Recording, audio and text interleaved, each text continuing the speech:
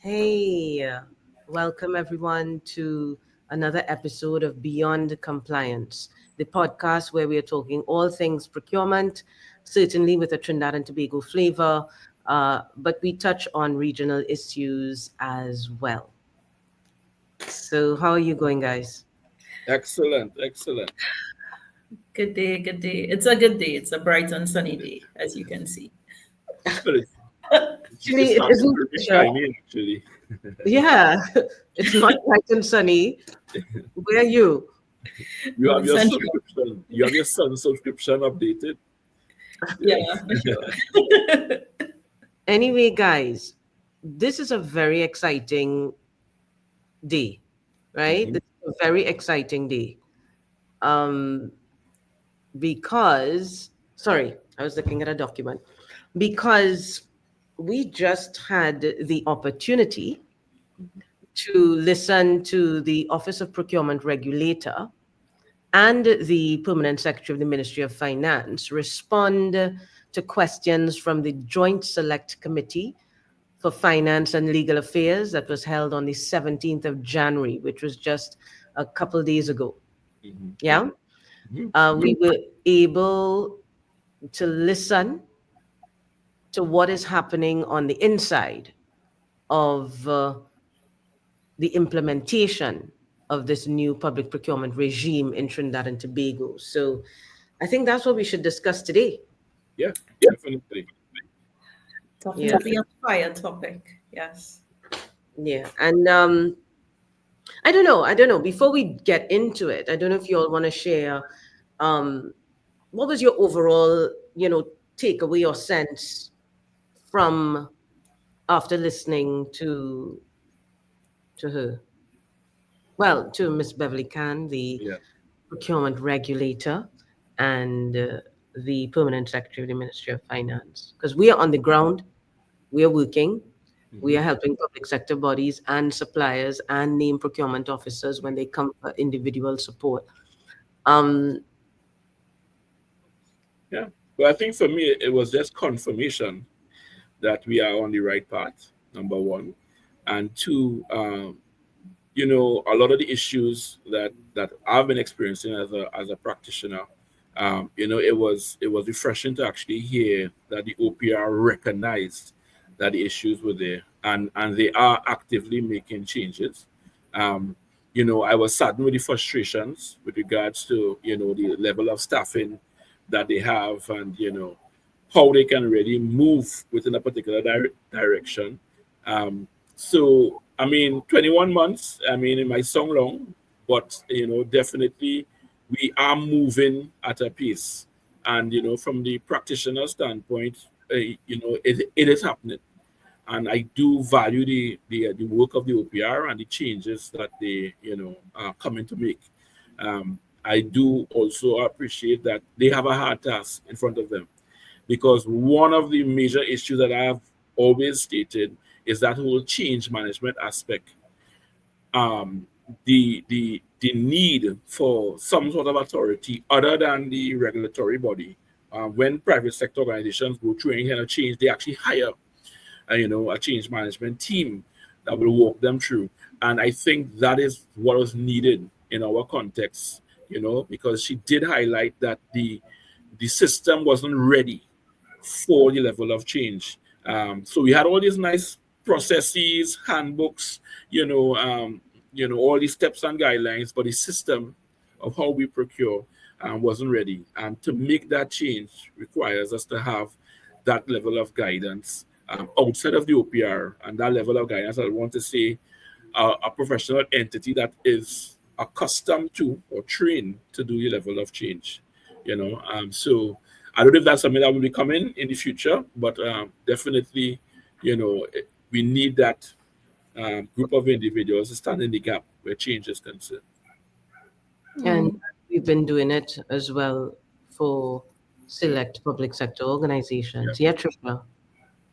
Yes. Well, I think for me it was interesting to watch the session because of course everyone has had their thoughts and opinions Mhm. about about this whole system. It's not just the change of the system to a whole new system. It's like one says, the change management aspect, how it was rolled out, what people knew at the time it was fully proclaimed, how they put it in order, things like that. And one of the members of the GSC admitted or stated she complimented the regulator and she said, "Thank you so much for your candor Mm-hmm. in this session." And I do agree that the regulator was very frank with things like in terms of she admitted that the system wasn't ready, which was what Fawn noted. But she also let us in on things like they have started investigations of a sort, or they are auditing, and which entity they are auditing, and what project they are auditing. So they are currently taking certain steps in accordance with their functions under the legislation. But of course, we all know it's 21 months in. It's for a lot of people, probably because of the change management and also because of things like the multiplicity of guidelines and handbooks that you have to learn before you could even start to apply it, things like that. And then the depository, all of this, which we will go into. She did state that some things weren't done maybe in a way that would allow for ease of doing business, and steps are being taken. So that was very it was very interesting to see, that she took this position, and I think a lot of people appreciated it. Yes. Yeah, and for me, I agree with both of you all. So it's interesting. The three of us have the same view. I thought we would have had some tussling on this one, but no, I think it was heartening um, to listen to the regulators' responses, and I felt a sense of relief that some of the challenges that we have identified and that we have been speaking about are challenges that are recognized and acknowledged within the OPR, and they are doing things about it. So, I mean, yes, we'll get into it a little bit in this session, but I mean, there were points where she even admitted that the system was overly prescriptive, and what strategies they were putting in place to try to address that. She candidly acknowledged that they did not have the investigative capacity to do some of the things that the act required. And so, I really think it was a mature response we observed. At least that was my opinion on it, and I felt a sense of relief that there is a recognition of the challenges and work is being done. That is not to say that we may not have differing views on some of the things that were said, Right. right? And some of the things that the OPR is doing even now. But yeah, I would share the view with all of you all that, by and large, listening to it, Mhm. yeah, positive response, um, and interesting, as Trisha would say, because it just does open up more questions that we may get into. So, what we thought would be helpful to those who tune into this podcast who maybe don't have the time to go through 2 hours and 20 minutes of that podcast is that we are going to pick out a couple of things that we think are particularly relevant issues, and play those aspects of it for you all. And then we will respond a little bit and have a discussion about it. We try to keep these episodes, sorry, we try to keep these episodes under an hour. In fact, our aim was 30 minutes, but I guess we talk too much here. And it's not me. I am not the talker. As always. I am not the one that keeps No, the no. score. We will get there. We will get there. I think the importance and the passion of the particular topics, tend to, seep to carry it over that time frame. But yeah, I, we'll I, get I, there. I think it's Trisha. I think Trisha just talks. She Me, goes on and on and on and I on and do. on and I on. tend to. And I'm just telling Trisha, come on, you Yeah, have to give yeah. people the opportunity to speak. It's You true. know? Okay. maybe on Oh, this one, I well, might be able to get a word in edgewise, you yeah, know. yeah, yeah, More people take me seriously and will really think that I'm saying this, but I hope yeah. not. Anyway, moving on. So what we will do, I think, just for edification purposes, Mhm, um, I will play first what the objective of this joint select committee is, because what mhm, we are doing right now is we are bringing you in to the extent that you're not involved with how Parliament seeks to provide or to fulfill its mandate for mhm, oversight over the various dimensions of government. This is one way in which to do it through a joint select committee of parliament. That is where members of parliament from both sides come. It's supposed to be a bipartisan area. So it's not an arena for UNC versus PNM and who do this and who do that. When you step into this committee, you are an officer of the state. You are independently, giving your service mhm. to the state and to the people of this country. And so this is, sorry, a phone call was coming in. So I want to just play a little bit of what the the chair of the committee indicated the objectives of this joint select committee is, this one on finance and legal affairs, and this particular one that they've set up to look at public procurement implementation reform, right? The reform implementations. I hope I have it at the right place. You all please tell me if the volume is on when I put it on. Let me remind you and Yeah. inform Yeah, the we can. audience, the viewing audience, and listening audience of the objectives of the inquiry.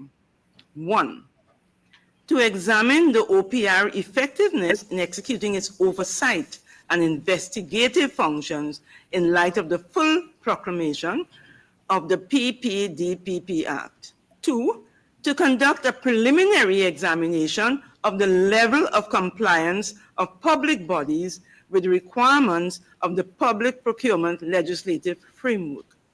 Three, to assess the challenges that public bodies and the private sector are experiencing in implementing and adhering to the requirements of the public procurement legislative framework. And four, to obtain further insights into the plans, strategies, and initiatives that are being pursued across the public and private sectors to achieve a higher level of compliance with the requirements of the public procurement legislative framework. Now, these four objectives are extremely weighty. And when we looked at the number of issues that arose out of your submissions to us, we concluded that it would not be possible to deal with all of that in one sitting. So we will have to invite you back. So once, twice, three times we will have you, because this is so important for the society. It's something that is relatively new, and you know the work that you have to do, it really impacts just about everybody who's doing business in the society. And we need to get it right. Yep, we need to get it right. Yes, we do. Just a preliminary question. I mean, we know it's 21 months of the OPR. Do you all think maybe the GSC was too early, too soon to investigate these four objectives? Dr. Rose is totally in disagreement with No, me. no, no, no, no. Oh God, we Couldn't have be to. sooner.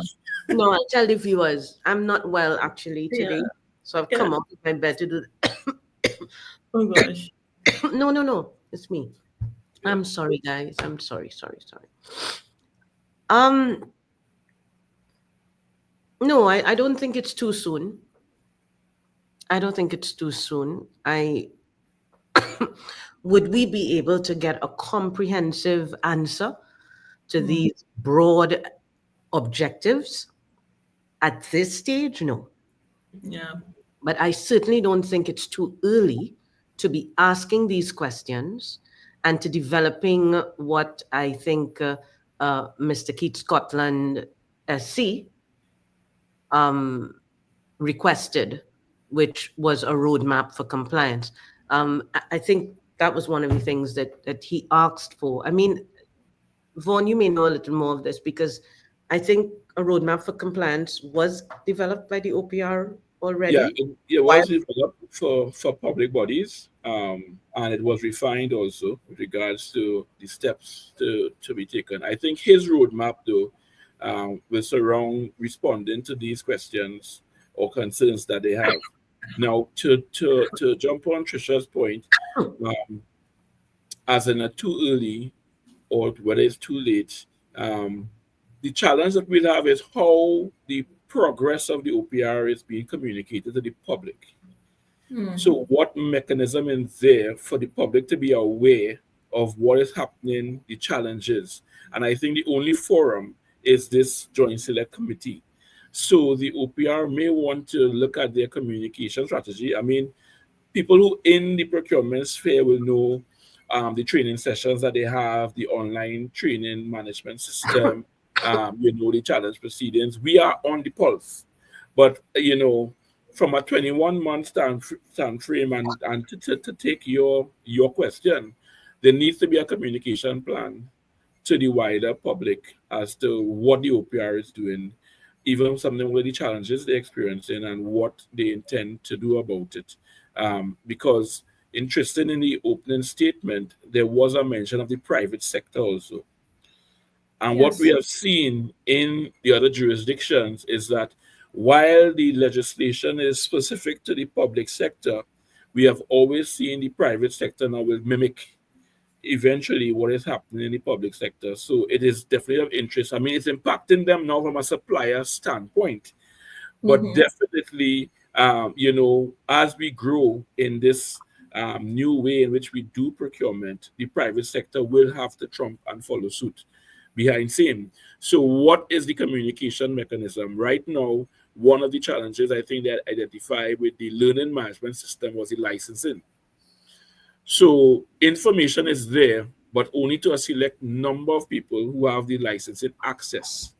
How do we now grow that, to the wider public? So, Yeah, um, that was something that was said, yeah, because I think the issue, exactly the issue that you're talking about, was raised.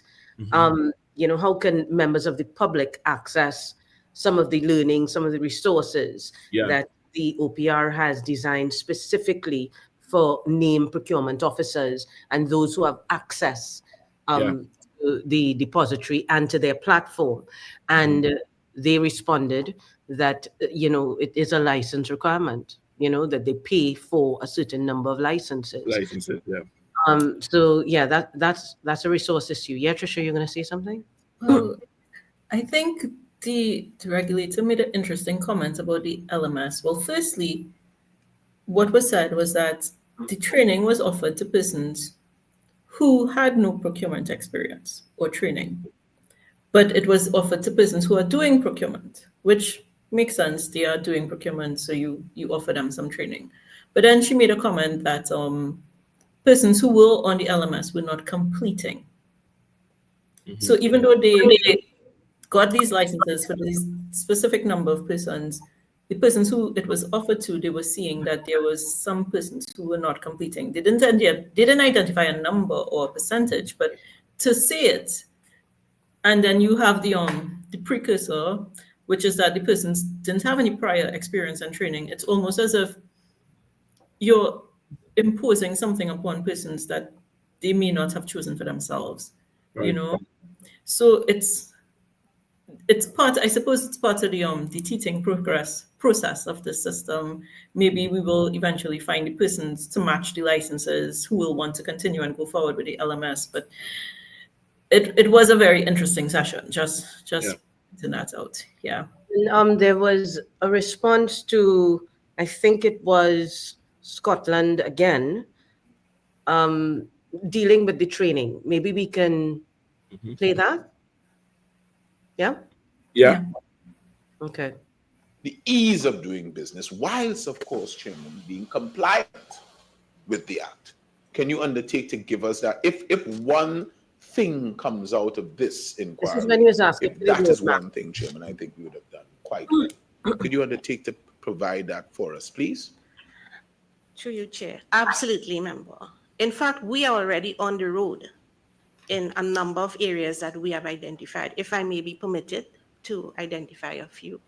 Last week, we started the training of 125 public officers. The OPR does not have a training mandate, but we having looked at the system for the past 21 months, we understood that we just could not sit back and speak to the problems of regulating without doing something about it. So last week, we started the training in collaboration with the Ministry of Finance, the training at the very basic level of 125 public officers, and we will be repeating that before the year's end.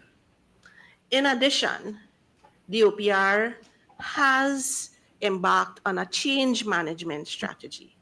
A huge problem that we are seeing is just resistance to change. So some people don't understand. There are people who understand what to do, but they are resisting moving from the status quo, right? So we initiated that exercise. It is something that perhaps we should have done before, that in transitioning to such a drastically different system, to understand that change management is absolutely necessary. We are also at this point in time to alleviate the pressure that occurred with the procurement depository in particular, and that is perhaps what is mostly aligned with the ease of doing business. The system was extremely onerous. What was designed, I am being honest, it was extremely onerous, and it required suppliers and contractors, including international, to put what they would consider to be highly confidential information, financial information. It required even smaller business to adhere to the same requirements as the larger ones. So we are working with the Ministry of Finance now. We are near the end stages of changes to the regulations that will allow for the procurement depository to no longer be the platform for pre-qualification of suppliers and contractors, but essentially to be a registration platform. Because Important clip, guys. Important clip. Three things she identified there that the OPR is doing. They're training 125 people at the most basic level, she says. They are looking at the issue of change management, saying that there's been there's a clear resistance to change. How do they address that? And then thirdly, the depository. So let's have a chat about those three things, our response to those three things. Right. I mean, training is a touching point for me. I think For you alone? Yeah, because what is happening in our country, we're trying to train people to work in a system that doesn't respect the profession. So the first part of this is the recognition. I mean, we did a podcast on the death of the CPO, and it is what the government, and by extension the industry, views that procurement is still a transactional, right? There's no recognition for the procurement professional. So you'll find now that to accomplish the compliance of the act, you're now stating that you can put anybody who is willing and interested in being the CPO, put them in that role. And what we're going to do, we're going to train them in that role. But it speaks volumes. I mean, I went to school for a number of years to become a procurement professional. That's and right. you can't just come and condense this training now and this years of experience and say it an accountant to a clerical assistant, to a HR person, you become the CPO. So while the training is needed, I think for me, the training of the NPOs at the various levels with regards to the system and process is one way, but now trying to teach people procurement, Yeah. because that's what the OPR is doing. They're actually going down to the base level to teach people how to do procurement. And, that is a Herculean task, sad to say. And, we And have it's not recognizing, Vaughan, sorry to cut you, but it's not recognizing that we do have professionals, exactly. many professionals qualified Yeah. with MSIPs and all of that in Trinidad and Tobago Yes, ma'am. already. Yes, ma'am. Yeah. And what the OPR for me should be doing is creating that pool and that protection for those individuals. Exactly. Because As when you opposed look at go ahead. when Sorry. you look at the legislation and all of the requirements, the NPO is required to be that change agent and to carry the task and be held accountable and responsible with regards to the fines and jail time. Where's the protection? When I raise my hand and say, "Oh, I think something is going on here," where's the protection? Who do I go to? And who is going to insulate me and protect me? There are directors who have directors' liability insurance who will cover any sort of legal fees, should something happen. Is the NPO part and parcel of that policy? Yeah. Is the NPO protected accordingly? And so, for me, deal with the professionals first that you have. They are small in numbers, but you give them that level of protection and that isolation, and then you're allowed now to say, okay, we have respected the profession. We have some deficiencies in numbers. We're going to come up with a strategy behind it. And in the interim, now, while we're doing that, yes, definitely we're going to be training, because part and parcel of our ethos is that we recognize, let's train everybody. So let's translate the procurement requirements into the legal, into the marketing, into the engineering, into the board of directors, into the accounting officers. But it's going to take some time. What you have now is a definite gap of professionalism within the space, or the respect for the professionalism at the government level. Yeah. And I wanna agree with you on that, but I want to go further, because if they are serious, if we in this country are serious about having effective public procurement, we will not continue to be repeating the same mistakes over and over. And so earlier, another part of the responses, we're not going to be able to play every part of what she said. But in another part of the response, she had said, well, yes, there was training that was done before this 125 that they're training. Yeah. They had done training. They've done a lot of training. Yeah. I have been back in the country a couple of years now, and I have been seeing all of this training, sensitization sessions, and oh God, and there's a lot up on YouTube and all of that. They've been doing a lot of training. And what they're saying is that people are leaving the organizations, people who they trained are leaving the organizations and all of that and going elsewhere, but if it is, you are identifying people who are specialized in procurement and committed. They are procurement professionals. They're not, if they're leaving, they're going into another public sector organization to do the same thing, because they are professionals. Yeah. If you do, as Vaughan is suggesting, which I endorse that approach, you have to look to see who are the cadre of procurement professionals we have in this country now. Yeah. These are the people that need to be elevated in organizations. Vaughan is quite right when he speaks about the act, looking at the named procurement officer as the change agent. You are the one in the organization to hold the strategic power of procurement in the organization, and to be able to say, no, you can't do this. Yes, you can do this. And to influence, become the voice in the organization for procurement change, right? NPO could have been that. The NPO could have been that. So I find it very interesting, because you raised the point early. Well, it's not so early anymore in our podcast, but it is one of the areas that I have a concern with after listening to that whole session, where I thought, the OPR did very well in doing it. But the Ministry of Finance, right? You would have been part of that cabinet, right? Where the decision was taken to deprofessionalize the function. 2017, 2015, the act was passed. In 2017, there was a decision taken by the then government to establish the chief procurement officer, to establish senior procurement officer and junior procurement officer within a procurement department, to structure out procurement departments in preparation for this change. So, but then September 2023, we discussed it in our last podcast. You who haven't listened to it, go back now and listen to it, where we went into that cabinet decision that was taken to deprofessionalize the function. There will be no longer a designation in Trinidad and Tobago called Chief Procurement Officer. No longer do you need to hire a specialized, and they even went further. It's not only CPO. Now you don't need a whole procurement department. Forget that. Throw that out too.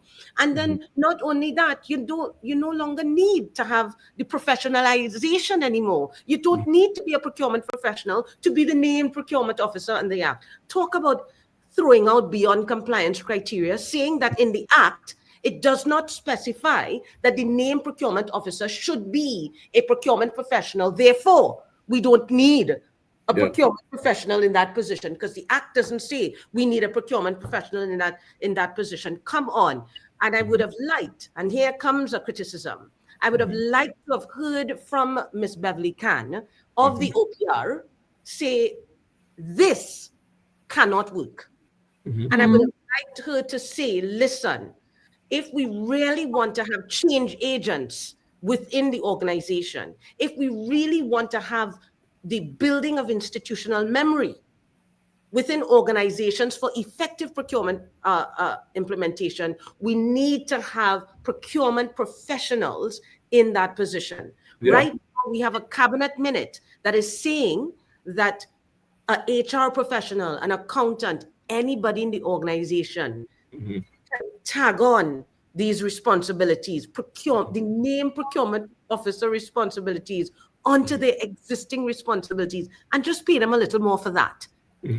So two hands are not clapping. We cannot be saying we want to have effective public procurement, and we're doing all of this training, but the professionals who have the expertise, we don't want them. Of course, we're spinning top in mud. Of course, we're spinning top in mud. Sorry, it's something that I feel strongly about. Well, I think we all agree on this topic of training, because when I started, you could do SIPs at SBCS or any of the other schools. I might as well. I won't call the rest of the names. But there were persons there teaching procurement, and they were teaching all the levels up to level 6. So there are persons who have been in procurement, and of course you had the CPI starting 2007 or 2008. 2008. These things have Vaughan SIPs. Yes. And it's multiple persons. It's sometimes I'm speaking to someone and they're like, I'm on level 5 SIPs. I just finished. I'm going on to my MSIPs. So it's not something that is unheard of. It's not something that you have to take anyone and give them training. Right. And I mentioned earlier that she had a comment that the OPR, the regulator, had a comment where persons weren't completing the LMS, which I'm guessing is the level 3 SIPs that they are providing in collaboration. Well, on the LMS, what they had is actually a combination of, the procurement best practice and also tailored to the Act. So they had a number of sessions, videos that you'll go through. A very interesting, user-friendly platform for procurement professionals. That took you through, and you had to actually watch the videos, answer a quiz, and then you will, get some kind of, you had to get a question, a minimum of 70 or something like that to pass. I got a certificate afterwards. So for me, I thought that would have been mandatory for the professional. Whether you're trained in SIPs or not, it's actually bringing everything into the localized context that it requires from the OPR. So, but it wasn't mandatory. If you didn't go on, if you didn't finish or whatever the case may be, there was no report that was forwarded to your accounting officer to say you didn't finish. it wasn't part and parcel of your KPI as being a named procurement officer within a public body that you have to That you have to complete complete. these items. Additionally, for me, the accounting officer also had a role in that learning and training, and they did not go on at all. Because as far as they're concerned, I am only here when the award of contract stage will come in. But if you do the training, you understand when the award comes to you, you have a greater appreciation of what you have to look for with the award and even demand with regards to the proceedings, or the documentation accordingly. So I think there is an ability, again, for me, noting that there is a license requirement. If you're trying to reach all your public bodies, you're definitely going to reach a stumbling block with regards. So if you look at minimum 2 persons within your organization for your licensing, you are going to reach a particular point.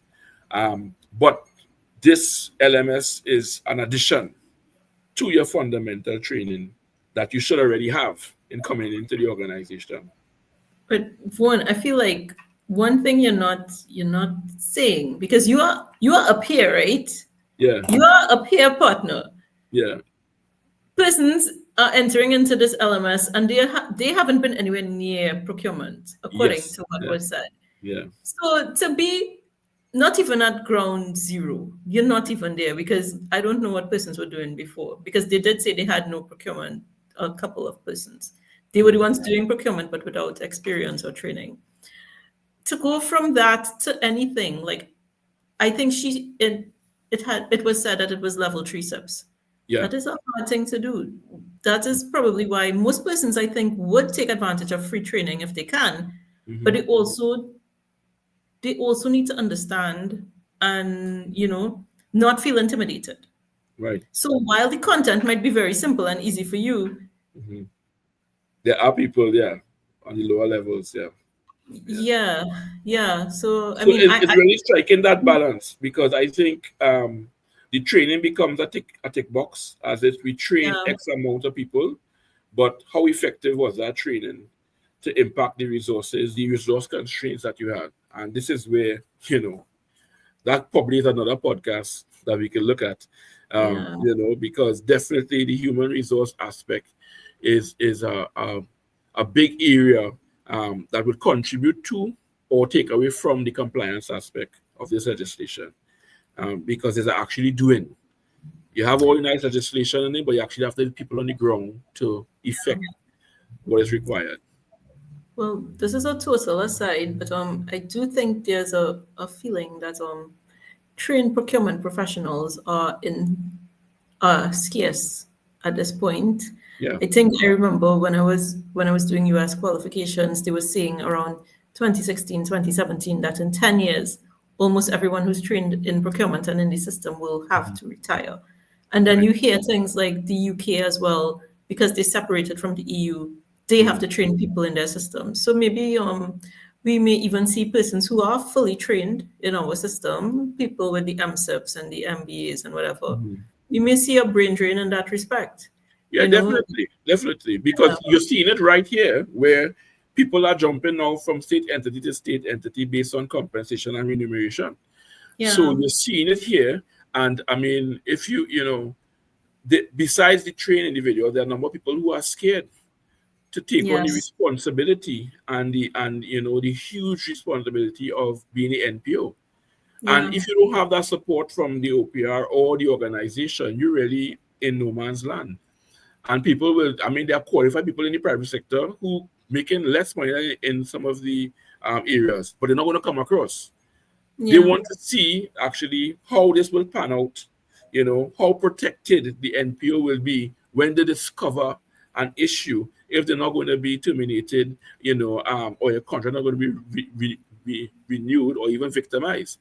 So they are observing from the sidelines as to what is to happen. And, you have people who have the qualifications, but they're not going to take the responsibility, So, and you have to give them the assurance that when you come into, I always talk about the soil and dotted line. All NPOs should have that dotted line into the OPR, where I should have a almost monthly meeting that just shares, what I'm experiencing in my organization. And how can you help me in my organization? I shouldn't have to wait until an audit is launched or a scandal arises for the OPR to step in. They should be on the pulse. Yeah. The procurement pulse, Yeah, right. Yeah. as our partner in Jamaica would In say. Jamaica would say, yeah, That's actually definitely. a joke, guys. When we tie up, we will talk about NPOs and how we can support them, because MPOs require support Yes, right definitely. now. And people who are listening in who are procurement professionals.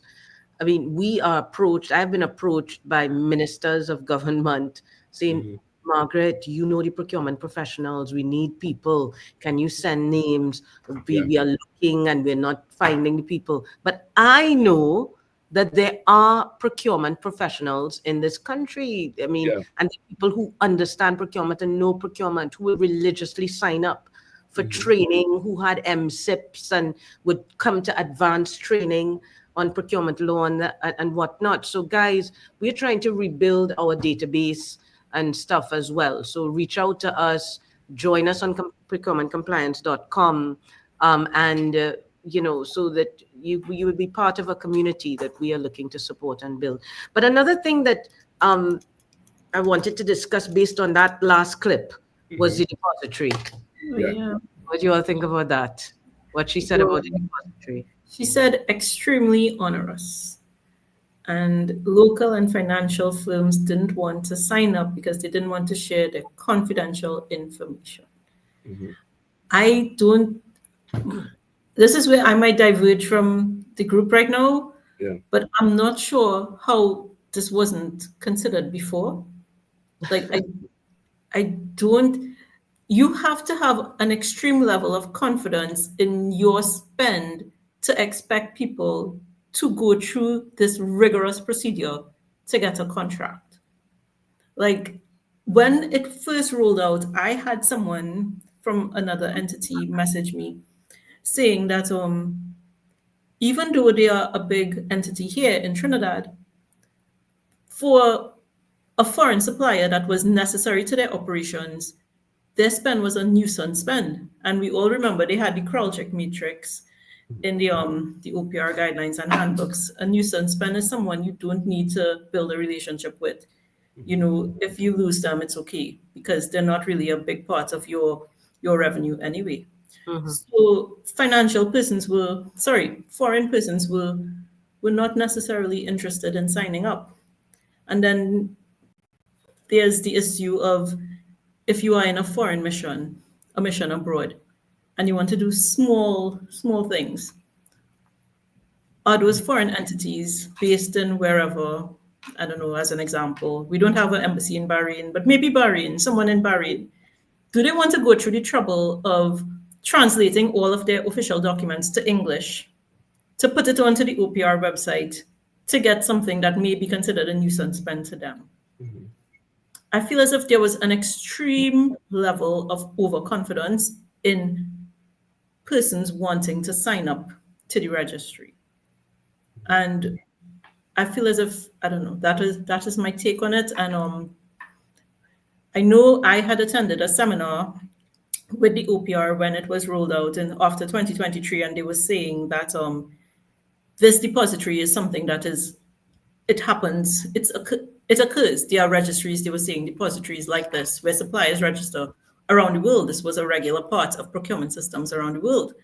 And I did not see anything, but I had signed up for Jamaica's e-tenders. I recently signed up for Grenada's e-tenders. I'm currently signed up for Unigem, I think it's UNGPA, their supplier registry system. It is very simple. You just put your name, your email, what things you're interested in, and maybe they'll send you emails depending. Right. So even if there is a system, it's not a system like this system. It's a different system. So yeah, that was just my very long take on this depository. Everyone wants to say something. Okay. Yeah, All right. no, Then I just wanted to, I want to say something, but go ahead. Yeah, no, but for me, I think that was the key behind it, that the system needed to be user friendly. And in navigating the system, I think one of the challenges, first and foremost, is that there was no guidance on the system because, strange enough, all of the documentation that you have to upload on the system, they're not mandatory. So it's up to the state entity to say what are the documents that somebody could upload. So even in the case of a foreign entity, the public body had the opportunity to say just upload the basic documentation, and if the onus is on the state entity now to pre-qualify you, right? The challenge occurs now when one state entity pre-qualifies an individual, you're pre-qualified throughout the system. And if another state entity comes in now and dequalifies you, you're dequalified across the system. So that is where the challenge will be. But from the documentation that is required, you should have the opportunity as a state entity to say what are the documents you require for your work. So like in the oil and gas, all I require is, your audited financial statements, if available, your company structure, that kind of thing. So we can be in that context. So moving the depository forward is ready to try to get to that user-friendly system. I mean, I think the beauty of the depository was that this one centralized database of everything government, supplier-wise. Yes, the line of businesses are definitely confusing. They're too much. We don't need the nuclear waste and the satellite and all this thing. Bring it down to a local context. Do some high levels. So if you're talking hardware, I don't need to pre-qualify for a mop, a hammer, a nail. All I need to do is to say, we're going on. I'm a provider of hardware supplies. And I come into that database there. So I think there needs to be some consultation with the end users and also some of the proponents who are using the database now and get the difficulty from them. Don't just broad brush it and throw it out. I know there is a toss-up between whether it should be mandatory or whether the pre-qualification aspect should be on there. But if you remove it, what is going to happen? Is it that each entity freedom, right? So freedom to contract will happen. So this is where I want to jump in. So this is what I want to talk about, right? So, I commend the move by the OPR to re-rationalize the purpose of the depository. I think it was necessary. It is a point that we have been raising in our programs, in my writing and all of that. We've been consistently raising that, there seems to have been a disconnect between what was intended under the Act for this depository and then what it morphed into by the regulation stage. In the primary legislation, it is a voluntary exercise where suppliers can register. By the time of the regulations, it became something that was mandatory, and it also seemed to enlarge itself as a sort of pre-qualifying platform. Yes. Right. And to me, that part has really taken us down a road that is very challenging and confusing for the users of the system. And you have just identified some of the things. Now, listening to the OPR regulator at that Joint Select Committee, I would commend, and Vaughan and you and I may not agree on this, but I would commend the approach that the regulator seems to be taking by saying, you know what, we are no longer going to have this as a pre-qualification platform. It is going to be a registration of supplier platform, right? Let the public procuring entities do their pre-qualification exercises and let that responsibility lie with them. There is a lot of confusion. There's a lot of challenges around the issue of risk when you have all of this duplication going on. We have a situation, I don't want to say, I can't call any names. It's a situation where I was representing a client and it is a confidential proceeding before the OPR, which is ineligibility proceedings are confidential. So I will just speak of the fact of it without calling any supplier names and whatnot. We have situations where suppliers are going onto that procurement depository and are uploading documents that are alleged to be fraudulent, and yet they are so-called pre-qualified on the OPR depository. And this is a concern, because if a public sector entity goes on the depository for its line of business and sees 5 suppliers and decides, okay, well, they're there and they're pre-qualified, and they don't do their due diligence and their pre-qualification, which I know the OPR realized after they had set it up, they needed to tell all the you still need to do your pre-qual, you still need to do your pre-qual. Thank God they did.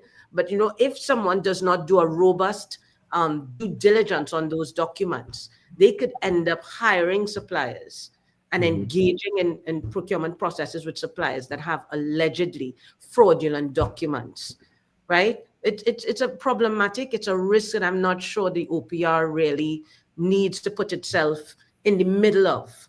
Right? It ought not to put itself in the middle of that. And I want to endorse what Tricia is saying.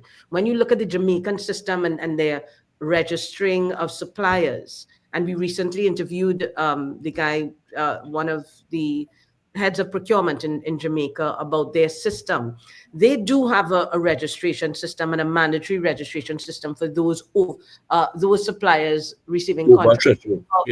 Particular threshold, but it's a registration. It is not a pre-qualification.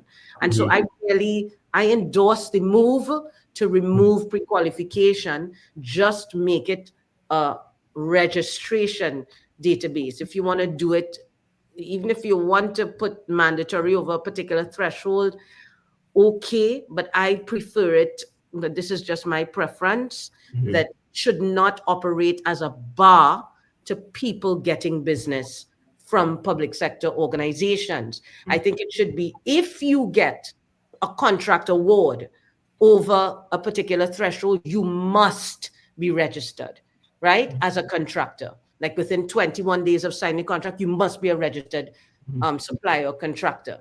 And so therefore people can come after and say, oh, this person got this contract and this person got this contract for this particular category of spend. Let me invite them to pre-qualify, as opposed to suppliers just registering, right? Or across the board, and they're pre-qualified, and procuring entities are going in there and they're thinking, okay, these are the people we are going to use because these are the people we have to use. And not recognizing that there may be many other suppliers who are not yet registered, who are not able to participate because they think that they need to go and they must use suppliers who are registered there. Yeah. It creates a barrier to entry into providing goods, works, and services in different categories of spend. It's a barrier to entry. If you're saying you have to be registered before, right?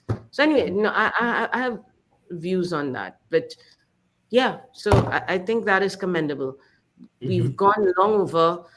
We have so much more that we're discussing on this, guys, but we are not going to have these sessions go over an hour. So I would suggest, we've created a whole, what would we call it? Yeah, a summary. Thank you. Right, Trisha, we created a summary of all the questions that the JSC asks the OPR and the Ministry of Finance. And we also have a summary of their answers, and we have that in table form. If you want to get access to that, please join us at procurementcompliance.com. Join our procurement community, where right now we have it open for people to join for free. There's a short window of time where we are holding it open for free. There's lots of resources that we are going to be sharing there on an ongoing basis, and you will have access to us coming in once a week, and we support named procurement officers and any officers involved in procurement. You want to troubleshoot your issues that you're having with regard to how to roll out the effective implementation of this reform in your organization, because it is a troubleshooting exercise. People who are out there telling you this is what you have to do and this is how you're going to do it and this is the, I'm not sure where they're getting this certainty from, right? Because this is a whole new law, right? Yes, we have procurement expertise, And yes, we can speak from a procurement expertise standpoint as to what is good procurement practice. However, we need to ensure that it is aligned with what the law has said ought to be done.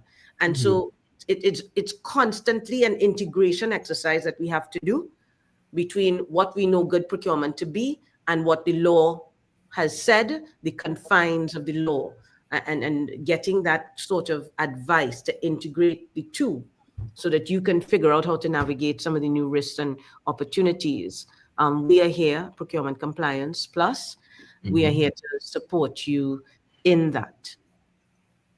Don't know if you all have anything you all want to say in closing. Well, I mean, closing, we're on the right path. Just timing now is going to be critical. 21 months in, we do hope by our next session, that the OPR has made some significant steps towards addressing what needs to be done within the landscape. So, I think we are in a good space. But again, with the system, the implementation of it, the change behind it, like I said, the only thing constant is going to be that change.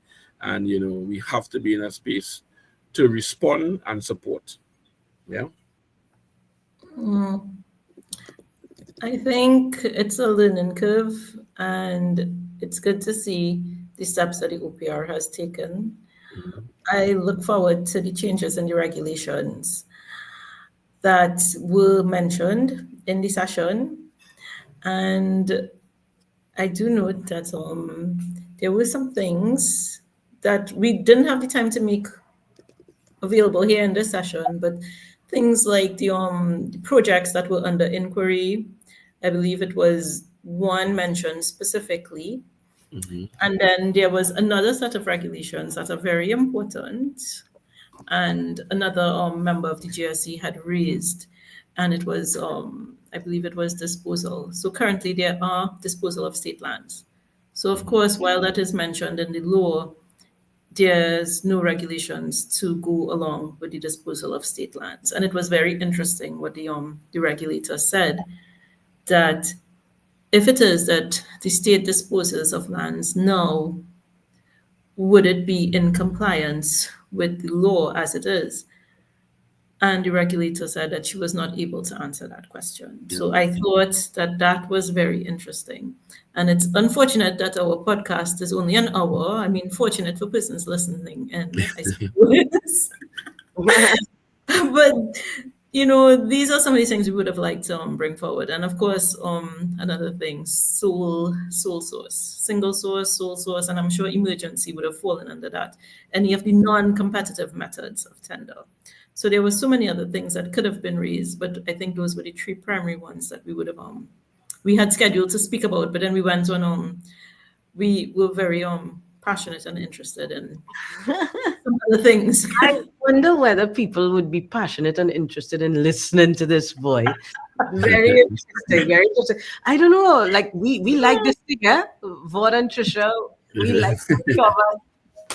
Maybe there's a small niche of people who like procurement or who feel and engaged with the importance of procurement the way we are, and if you're one of them, you're probably here still. Yes. 58 minutes in.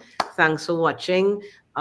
We will be here every Monday with a new episode for you. If you want to hear more about our take on the OPR response, 21 months in, join us in our platform. We will have far more resources and far more opportunities for us to talk about that in there. Okay. And the summary. And the summary and all of that. And NPOs, named procurement officers, persons who are interested in specializing in procurement, because there's a huge demand for you now. Join us in our platform for a limited time. It's free. Okay. We'll be pulling that free thing very shortly. And I'm not saying that as a marketing gimmick. I'm saying that because we are right now building out the platform. And so it's free, right? And we are there with you and we're building it out. But very shortly, it won't be free. So join us. Yeah. Bye, guys. Till next Monday. Bye. Bye. Right. Thank you. Thank you for tuning in. Yeah.